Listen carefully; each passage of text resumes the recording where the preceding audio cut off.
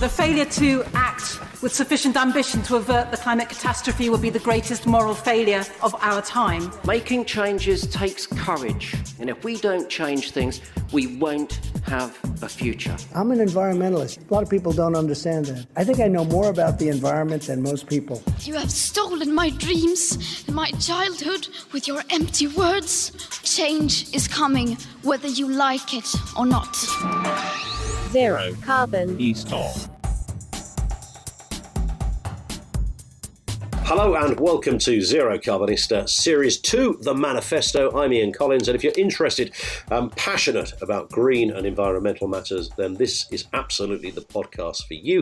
It's always worth making the point that if you aren't familiar with this territory or this podcast, then here's the deal. The series essentially about the views and campaigns, inner thoughts of one man. That, of course, is Dale Vince, the entrepreneur and environmentalist. Dale built his success in the green energy sector. He's the owner of Ecotricity, the world's first green energy company. He's also the chairman of Forest Green Rovers. And on each episode, we bring you the dominating issues from what is, without doubt, the biggest agenda on the planet right now, the environment and climate change. Morning, Dale. And can I just pick up on a point? We can fire straight into a question here, because Rory on Twitter said, I want to switch my power. Can I get Ecotricity in Leeds? And the reason I wanted to put that in the beginning, because it ties in with what I just said. You know, this is your company, the world's first green energy company. Does that mean you can switch to that anywhere? Yeah, I had a question like that by Facebook as well this week. A guy saying, look, I'm off to Scotland. Can I have Ecotricity there? And yeah, I mean, the answer is anywhere, mainland, UK, which is GB, we operate. We don't operate in Northern Ireland. So yeah, Leeds definitely. Sure. Scotland, England, Wales, doesn't matter where you are on the mainland. Good work. Let's kick off with this. It's time to bring Asda Price back to the people. You see, Asda are always working hard so we can get a little more and pay a little less. That's Asda Price. So this is the news that Asda is going to become the first UK retailer to launch an ambient vegan aisle. What's the difference between a vegan aisle and an ambient vegan aisle? I think the ambient thing refers to the temperature of the food. So it's not frozen, for example. Yeah. It's not refrigerated either. I think ambient, it means room temperature. Yeah. So that's all that really means. It's actually a vegan aisle. So it's a vegan aisle. Somebody's got technical about it and said, they're telling us just what the put the word ambient. Well. It kind of ties in with what we were talking about last week, doesn't it? The progress in this area. Yeah, as part of that kind of rapid rate of change we talked about, and by 2030, my prediction that half of the country would be vegan. I saw the tweet from Veganuary about this Asda thing, and they say that there are 100 new products in there. I don't know if that means like new to supermarket retail, vegan products, but yeah, it's very exciting. And we've got some news of our own actually, because our Forest Green Rovers breakout food, the Devil's Kitchen, burgers and balls and stuff. We've been talking about them for a while, getting them into schools, universities, football clubs, that kind of stuff. And always the question coming, when will we get them into retail? Well, we've just signed a contract with Ocado, and from the 1st of December, they should be available to Ocado's nearly 1 million members up and down the country. And I know everybody's not an Ocado customer, so it's just a first step. We'll be in some other places soon, but it's a kind of big deal for us. It's our big breakthrough into retail. The big question is, of course, I think we might have touched on this before, will your face be on the packaging? I don't remember touching on that before. Maybe we didn't, because I was just thinking, lots of products. I'm thinking, who was the film? Paul Newman, wasn't it? It's got Oh, yeah. And I From think Beyond it's still the out Grave. there. From Beyond the Grave, got that Paul one. Newman, Sauce, and obviously, lots of people have followed that. A lot of celebrity chefs and the like. No, I'm just looking at the packaging now, actually. I really love it. We spent quite a few weeks pulling it together. It's really striking. It's hard to describe, but it's in the key colours, black, white and green of Forest Green Rovers. And it looks fab. So anyway, coming soon to an online store near you. Let's move to a big dominating story this week. China aiming to hit peak emissions before 2030 and for carbon neutrality by 2060, according to the Chinese president. Now, some will say that's not quick enough, but I suppose you have to throw the word progress in there. Well, I think it's incredible. We're talking about a country of more than 1 billion people, and huge chunks of it are still developing. They're way behind the developed nations in terms of infrastructure and power, water, that kind of stuff, the stuff that we take for granted. And this is the big issue in the developing world, the need for them to catch up to the developed world before then cutting emissions has been one of the real problems of getting global agreement on emissions cuts. And of course, China always comes up. It's the classic bit of anti-climate whataboutery, isn't it? All you hear is what about China? This is I don't have to do anything because China is doing bad things. That seems to be the kind of get out of jail card for many. Totally. And, this is like the world's biggest economy, over 1 billion people, still developing in large chunks. And they're saying by 2060 they'll be carbon zero. And, I think when China says that, it means they've got themselves a plan and they will hit that target. I think it's incredible. And yeah, it's easy to say 2060 is not soon enough. I think that. And hopefully they'll ramp that up as they go along. But to hit peak emissions in 2030, even that is quite incredible given the rate of growth. Indeed. I wonder if that sets a ball rolling somewhere. Who knows? But it kind of at least deflates a whole bunch of that potential whataboutery that we continually face when we're talking about it's kind of warded that off completely. Punctures that, doesn't it? Yeah. We say, what about China? Look what they're doing. This is what they're doing and are on line to achieve that. Here's a question from John on Twitter. Has anybody taken up your ridiculous vegan bet yet, he says? His profile, I should say, on Twitter is a picture of a steak. Hopefully that's not what he's got. He's out for mischief, this lad, I can tell. Just remind everybody what the bet was. Yeah, the bet was that by 2030, over half of the country will be vegan. That's just 10 years from now. And actually somebody did take it up. I think it's somebody in the meat trade, a farmer or somebody like that, one of these kind of animal abusers for a living type people.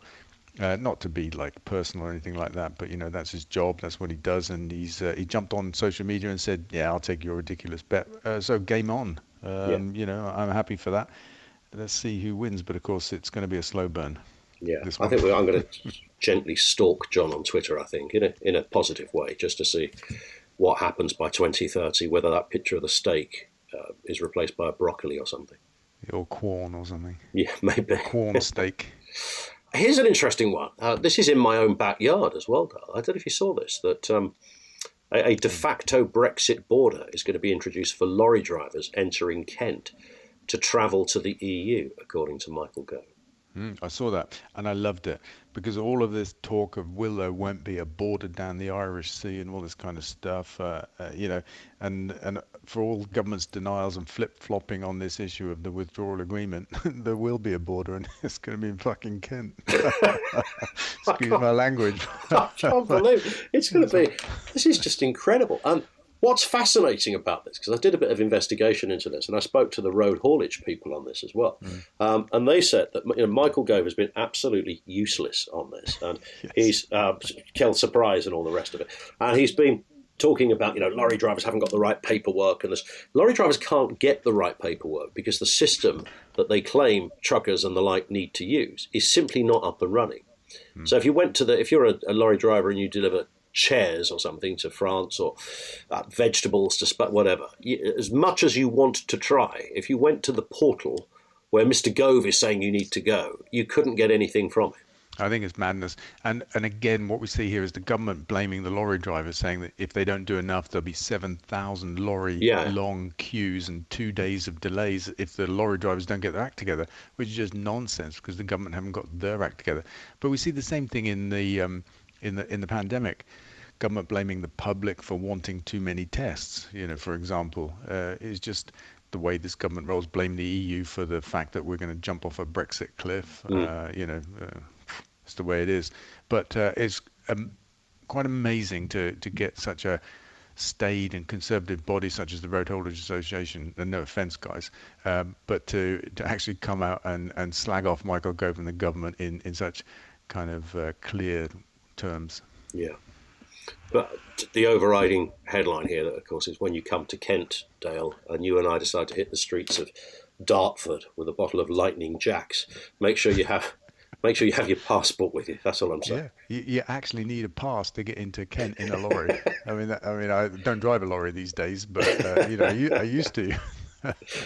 I like it. Here's a question from Andy on Facebook. You said in an interview with Robert Llewellyn you were going to invent an electric motorbike.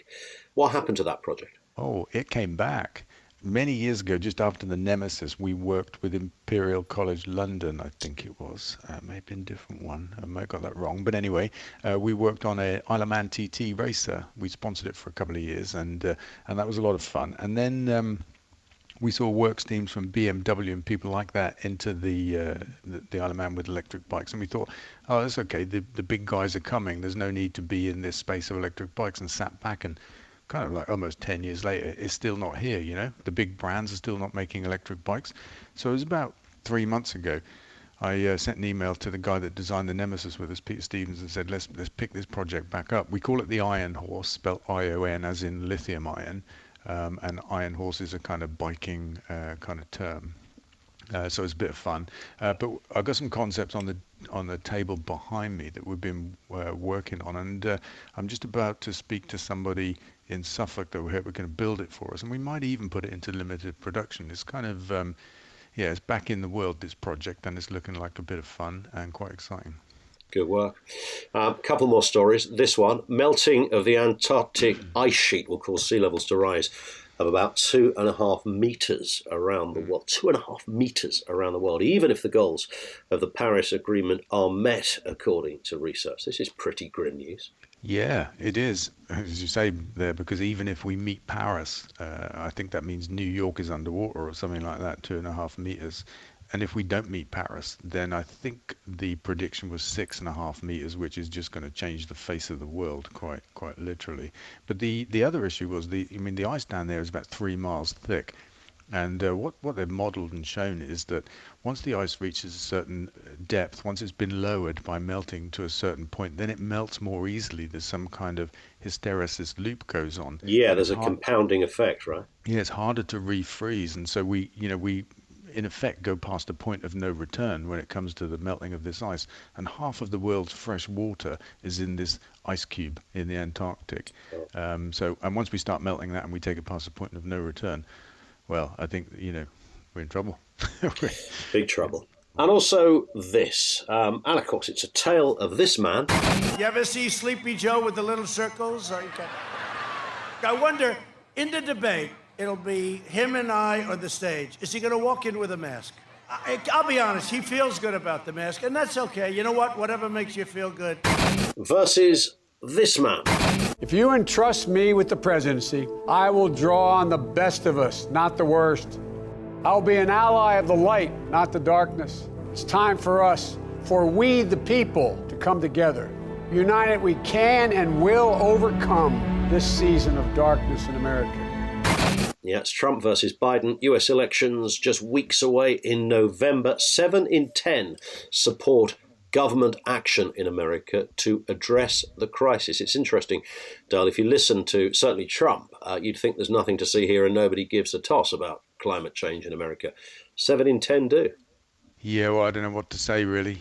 Trump has a power base, doesn't he? He was delivered the presidency due to the American Electoral College system, which is a little bit like our own first past the post in that it distorts the outcome. So he lost a popular vote. He didn't have the majority of votes last time, and he probably won't have the majority of votes this time, but he could get elected despite that because of the system that they have. So even though 7 out of 10 Americans want something done about it, and probably 6 out of 10 Americans don't want him to be president, they may get it.